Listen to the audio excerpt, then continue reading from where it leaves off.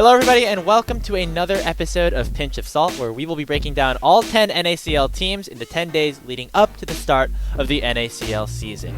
Once again, I'm Graves, joined alongside Hawk. We're here for episode number 4, where we'll be covering our 7th ranked team according to you guys in our Salty Runback community power rankings, and this team being our second team to have promoted into the Challengers League for this season, and that is Mirage Alliance. Hawk, we talked about this team a lot in the summer split as this juggernaut that was almost certainly about to qualify into the league, and they did so at the end of the promotion tournament. However, coming into this season, coming into 2024, they got some new pieces, so why don't we break this down just a little bit? Yeah, I mean, Mirage Alliance, I think Grapes, they might have had the spiciest roster drop of the offseason when they came out with the RJS in the mid lane, bringing Prismal out of retirement, that kind of stuff. But what a team they've concocted for this split. I mean, I think another interesting thing as well is, this is our 4th team that we've done in Grapes. They are definitively stronger, according to the community, than the 3 teams below them. If you look at the average ranking, they ended up being 7th, but they were 6.41. Like, all of our other teams were, in the 8s. Yep. This is the biggest jump that we've had from one team to another, and we'll see that a little bit more as we continue on with this series. As spoilers, we do know the order in which we're recording these already, but Mirage Alliance, according to the community, is a significant tier higher than the other 3 teams that we have already discussed, whether that be Maryville, Lit, or Wildcard. And we could take a look and start by breaking down what exactly they did a little bit differently. Now, with Mirage Alliance and also with Lit, but we didn't really have to talk about that because they did the full run back, there was a rule in place where 4 of the 7 original players on the roster from the summer split, that is all 5 of your starters and 2 of your subs, have to remain the same in terms of carrying over from one split to the other after you promote it. That's a way to ensure, in quotes, that players are able to be given opportunities, and it's not just the same org with a different roster after that group of 5 already promoted. And you might be looking at this and think to yourself, there's only one green arrow, so only one position did stay the same. However, we'll take a look at this. The roster does have sub spots as well, and I believe Neo and one of the other players, whether it's Sudsy or one of their other subs, is also listed as a sub. And alongside that, we have Dardoch role swapping again from support back to the jungle. So that is how we get that 4 out of 7 number. And then we have RJS, Scooped, and Prismal to round out the rest of the starting 5.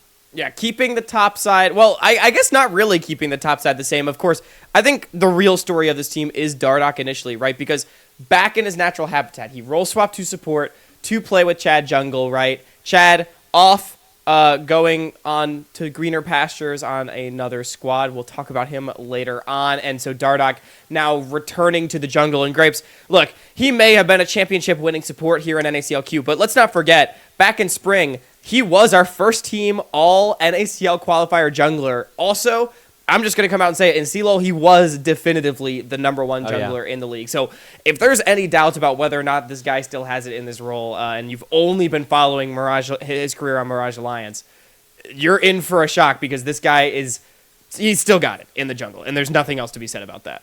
Yeah, was playing with Alorum back on Team Fish Taco as well. So that's true. Yeah, you're right.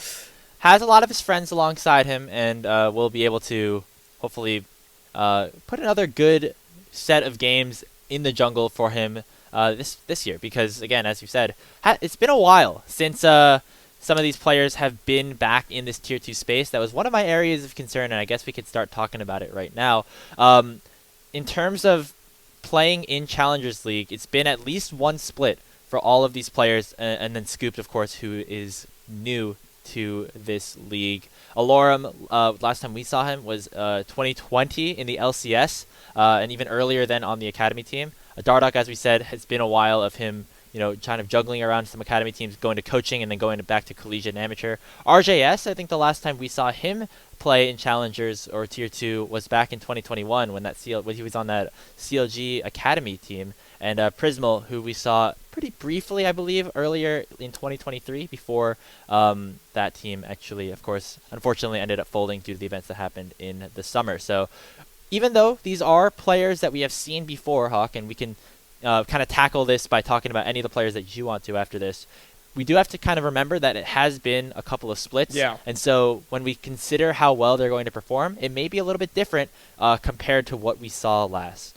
Yeah, it's a really valid concern for these players where some people have taken time off and those that haven't have not played at this level for a long time. And I think maybe we can start by just talking about both of our concerns, because for you, it's been a while, and for me, I wrote gatekeepers past the gate. I feel like a few of these players we have sort of identified as like gatekeepers of the NACL qualifier level, right? Like, you know, players like Alorum, we've said he's the gatekeeper of top lane, right? He is, you know, you must be this tall to ride the ride to play at high-level qualifiers. And now he's back in the big leagues. All of a sudden, he's not the gatekeeper, and in fact, he needs to prove that he was not just keeping a gate to you know, the promised land, but is actually capable of playing at that level himself. I think Scooped is another player that has been around for a few splits, hasn't been a championship winner, and a really, really great player. I mean, Grapes, I know we've been high on Scooped throughout 2023. You in particular, back on his time in Gentle Hearts and Cold-Hearted, you were really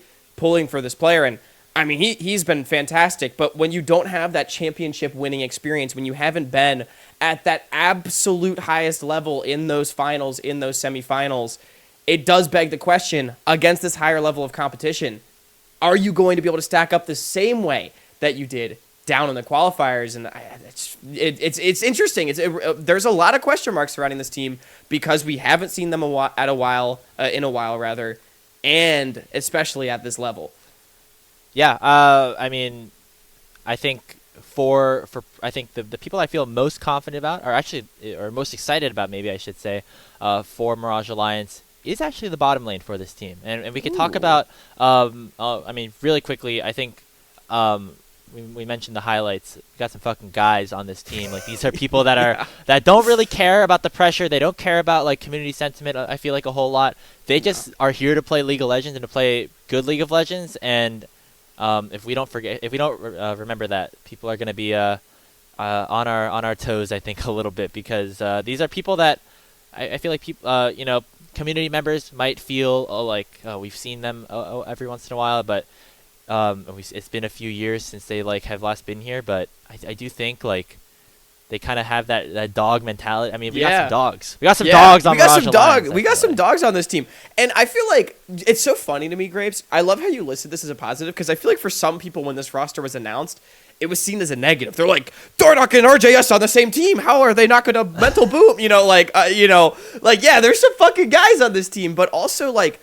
I like how you say it. They got that dog mentality. This team, I feel like, will be very business. And even though they've got some strong personalities on it, I've not had the chance to talk to Scooped and Prismo, but they do, on this team, in Alorum, have a total vibes guy as well. Like, Alorum is a viber, man. Like, if you get the chance to talk to him, he has fun. You know, he plays his champs, and he just sits up there in top lane and, you know, fucking claps some cheeks. That is what Alorum is all about. And yeah, so I love how you mentioned that. Like, I think the vibes of this team are actually really great. I'm really excited to see them play. And I hope that we actually get to talk to them throughout the split and in particular get to know the bot lane better. Because I feel like this is a team that is going to have some personality. They're going to be fun to watch, and they're going to embrace that as well, as you allude to. But and not only that as well, you know, Grapes, they might not have played at this level for a while. They may have taken some splits off. We may have some grandpas on this team. But grandpa's got hands, man. Like, they've got some really talented players on this team. We already talked about Scooped pretty much always being, like, one of the best players on any roster he ever plays on. RJS, always top solo queue ladder, you know, high in champs queue. The guy always playing weird stuff as well. Like, him and Alorum, that's going to cause these drafts to go a little nuts, I think. So that's going to be exciting. Like, Alorum plays weird stuff. RJS is always, like, individually has been a really strong player. I don't think anyone would ever doubt that, even due with the mixed success in competitive environments. And then Dardock, we already talked about his accolades and the pedigree that we hold him to after 2023 as a jungler. Like, there's actually a lot of talent on this team, which I know, Grapes, when we talked about our previous three rosters, we all had, like, specific concerns about lanes in particular. I'm not sure if there's any one lane that I look at as being a major weakness on this team. The biggest question mark I have is mid. It's like I just straight up have not seen RJS play comp in a while. So, and the last time he did, it was getting relegated by Supernova and knocked out of Proving Grounds before Proving Grounds even began.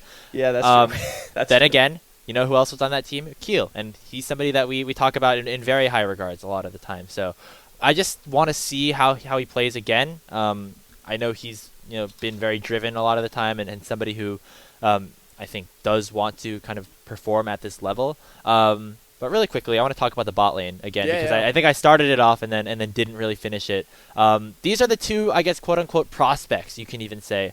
It's insane calling Prismal a prospect, but compared to the rest of these players, I almost want to say that he is. Hasn't really gotten his spotlight on the LCS stage compared to Alorm, Dardoch, and RTS and will have. We have actually seen very few games of Prismal support in competitive because it feels like every time he's tried to play support, the team has fallen apart, right? Because he was an ADC back in 21.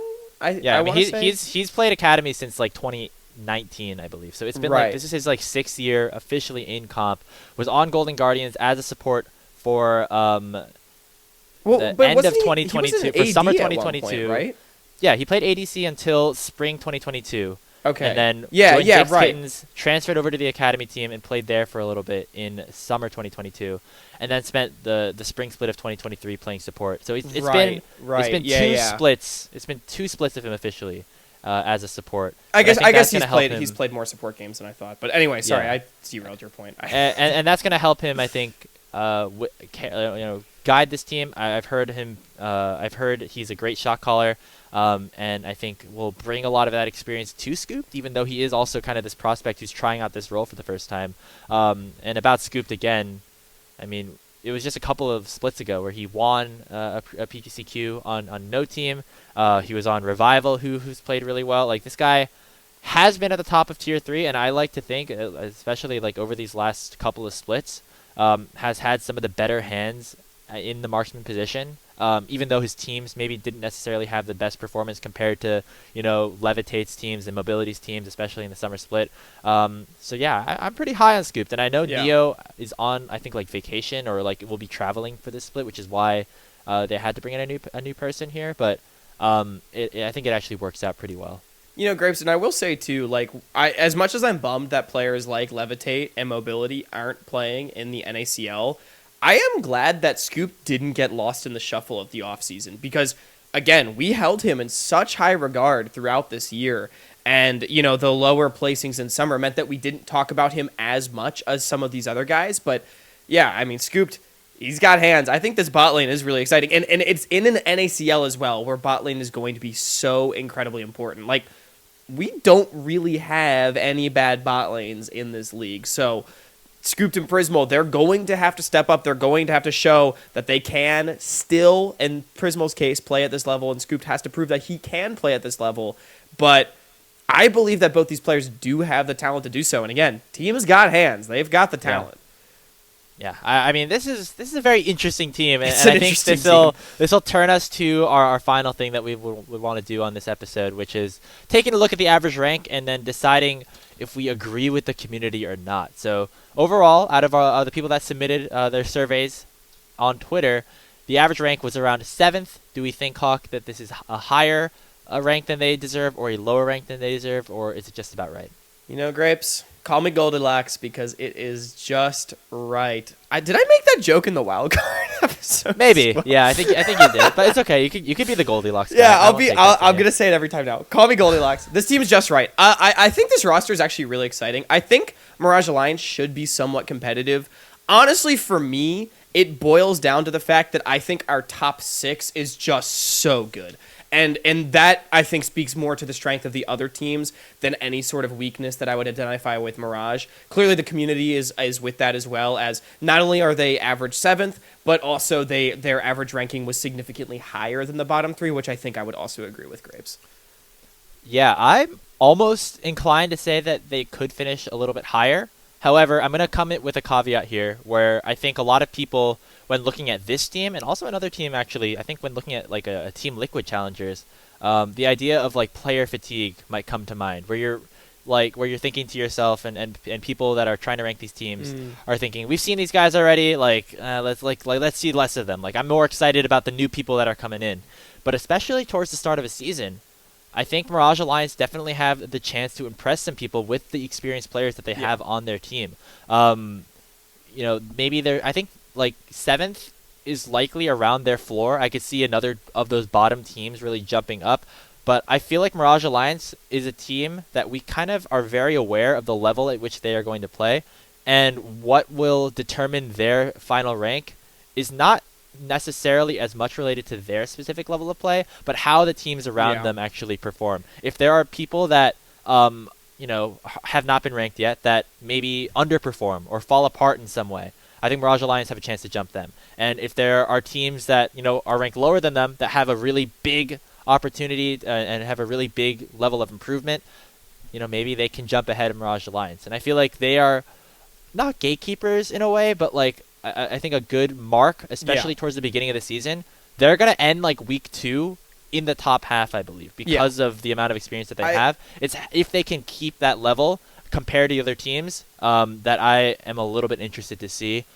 I think that's just a long-winded way of me saying, yeah, I think they're about right, but it's going to be kind of dependent on the other people around them. Yeah, this team definitely not getting relegated, but there's a lot of strong teams in the NACL. 6 more, in fact, to rank, and we are now 6 days away. NACL action going to start on January 20th.